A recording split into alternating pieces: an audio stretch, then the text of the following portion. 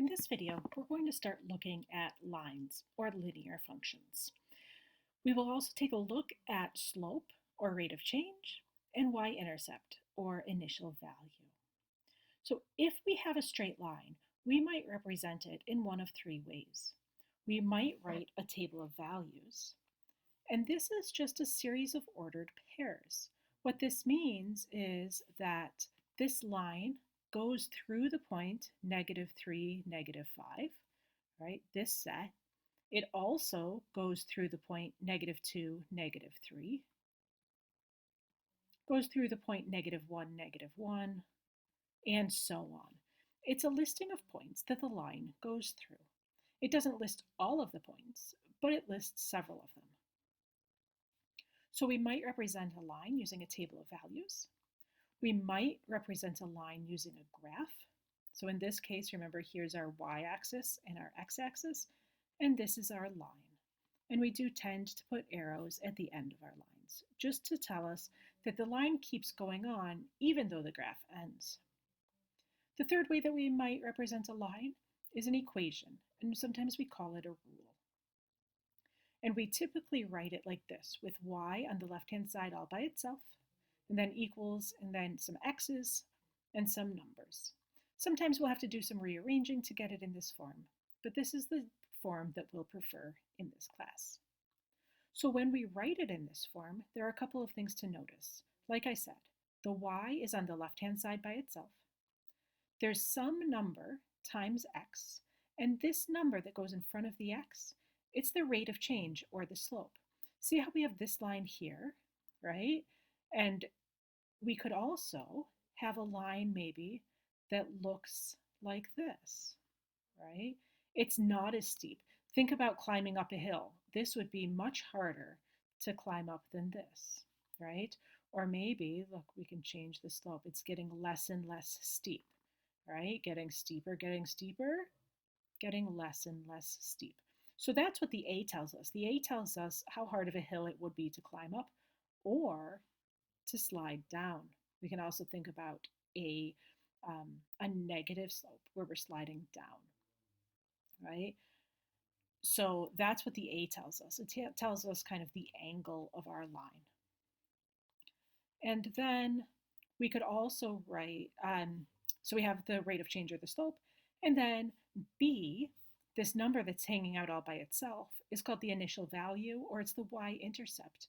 And it's where our line crosses this y-axis. Remember, this up and down one is our y-axis. And so in this case, our b is 1. So we know that it crosses the y-axis at 1. It has to go through this point right here.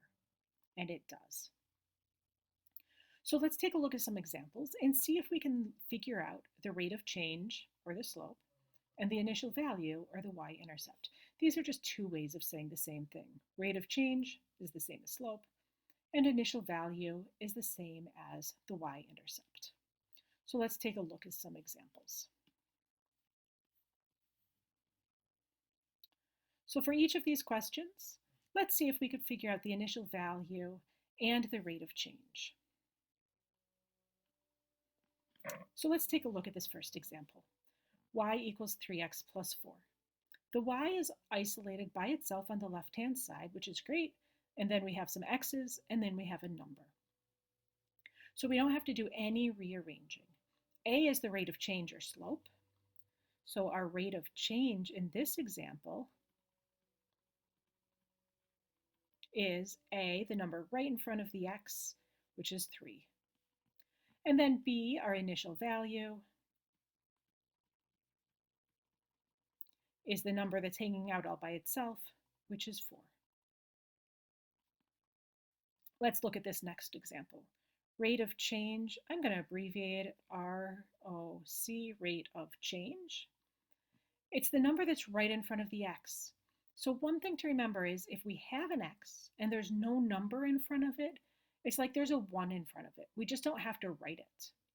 And in this case, there's a negative sign, so it's a -1. And our initial value, which I'm just going to abbreviate IV, is the B, which is also 1. Now, here's an interesting example, because the y isn't by itself. And so we can't just take the number in front of x and the number by itself. We have to do some algebra. We have to move things around a little bit to get the y all by itself. So let's do that over here. We have 2y minus 4x equals 6. We only want y over here, which means we need to get rid of this negative 4x and we need to get rid of the 2. Remember when we were using algebra?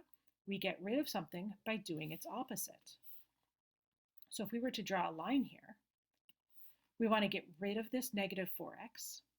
So we get rid of the negative 4x by adding 4x.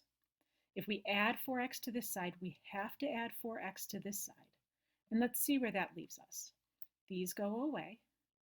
We have 2y on this side equals.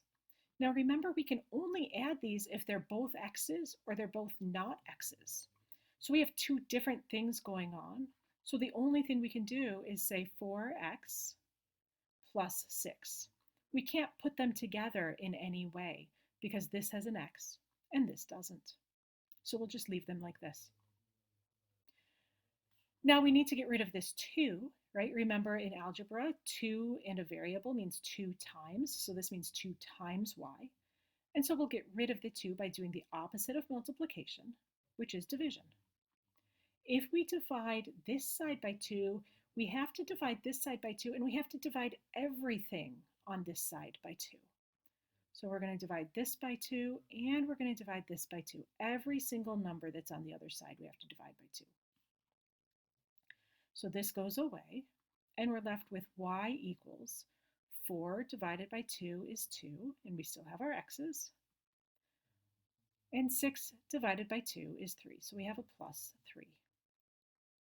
So doing this rearranging is going to become quite important when we're looking at lines. We always want the y by itself on the left-hand side.